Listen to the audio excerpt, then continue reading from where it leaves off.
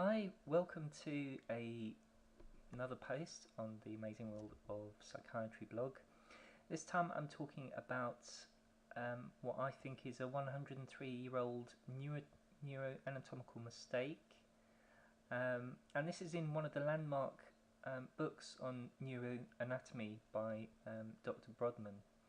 And he was a German neurologist who in 1909 published the localization in the cerebral cortex, which became a tool for researchers on the brain to communicate their findings on the brain with reference to some of the surface landmarks and other macroscopic features of the brain, the large structures in the brain. So to cut a long story short, what I'm doing in this post is looking at Brodmann's description of the insular region. Now, if we look at today's research on the insular cortex, we find this area is really important. It's regulating emotions, it's integrating sensory information, it's regulating autonomic functions like blood pressure. So this is a really important part of the brain. And if we're going back to 1909 and this landmark publication, what I'm interested in is how Brodmann has communicated this.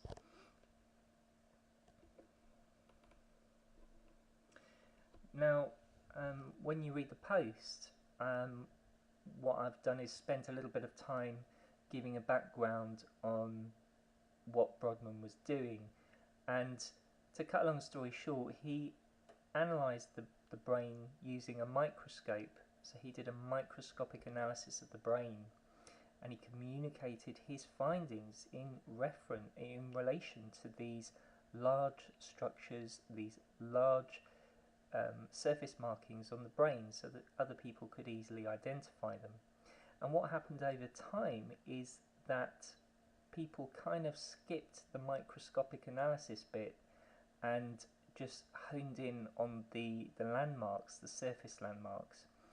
And this Talarak atlas, which has been really influential in organising brain images from MRI scans, for instance, has used the Brodmann areas, but interestingly has described them using the surface markings on the brain that was used as the basis for the Talarak atlas.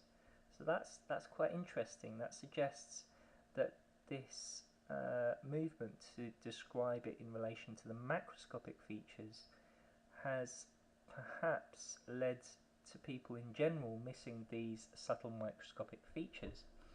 Now, the only problem is, and you'll see this in more detail when you look at the post,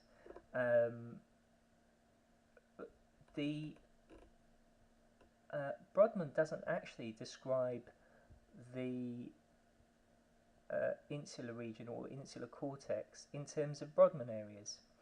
There's three that are associated with it. That's 13, 14 and 52.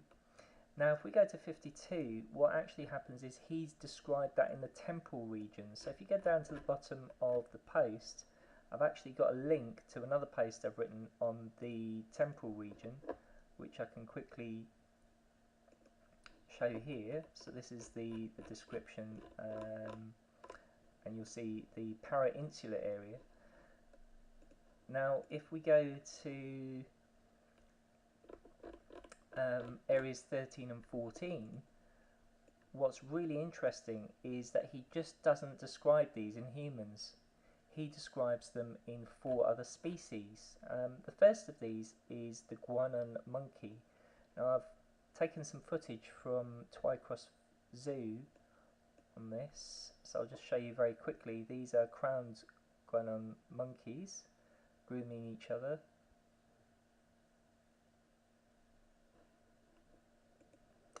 And he also shows them in lemurs, short film here.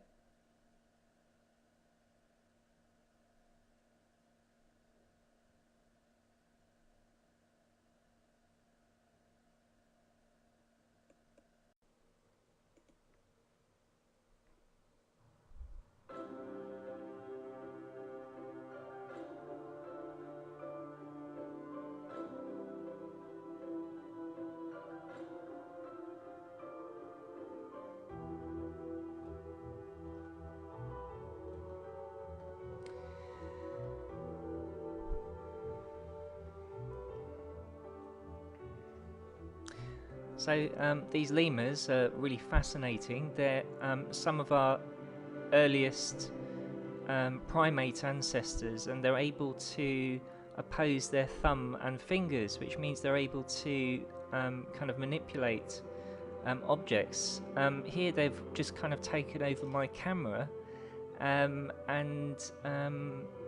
it's really interesting just to watch them because they're exploring this. They're really curious about this camera, and it just shows you how incredibly useful it is to be able to use their kind of fingers, if you like, to explore the environment. Anyway, that's a slight distraction. Anyway, that's one of the species that he described Brodmann areas 13 and 14 in. He also described it in something called the kinkajou. So what I'll do is just get that up here.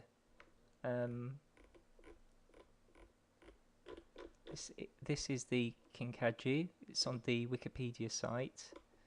So kind of cute creature that's found in Mexico and Brazil.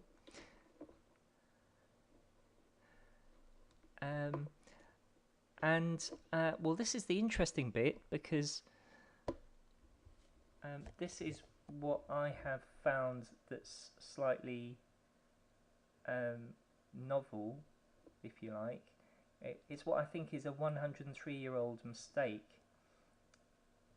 and basically in his description, so we're missing a description in Brodmann areas 13 and 14 in humans, and we've got it instead in 4 other species, and in one of these he classes it as the rodents. So in other words, in his analysis he's grouped the ground squirrel and the rabbit together. Now, I'm afraid I'm just being slightly pedantic here, but basically Rodentia is an order of mammals that have continuously growing incisors in the upper and lower jaws, which they have to keep short by gnawing. So again, back to the Wikipedia page, lots of examples of these. Big long kind of list of these, and you won't find rabbits in there, because rabbits are in fact a member of the order, the taxonomic order Lagomorpha. So cute picture of a bunny rabbit, and so there you go.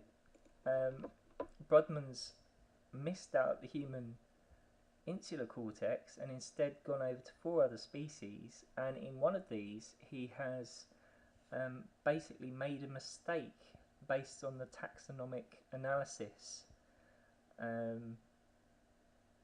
So really I think the analysis of Brodmann areas 13 and 14 is slightly dubious, and just to add that I covered the insular cortex in another post in 2008 here. It's just some work by Masahiro Nawata in Japan. He did some MRI visualization of the insular cortex and basically came up with some interesting surface markings, slightly off the topic because he didn't look at the microscopic properties of the brain, but still an interesting study in better characterizing the anatomy of the insular cortex. So in conclusion, I think this guy is a great neuroanatomist, a great scientist, but in terms of the human insular cortex, I think his work is incomplete, and neuroscientists need to get back and revisit this work. You can find these stories on the Amazing World of Psychiatry website, which can be found at theamazingworldofpsychiatry.wordpress.com. There are a few things on the website that you won't find here, for instance videos by other people or links to videos by other people, And also there will be hypertext links, so you'll be able to navigate to the source for these news items.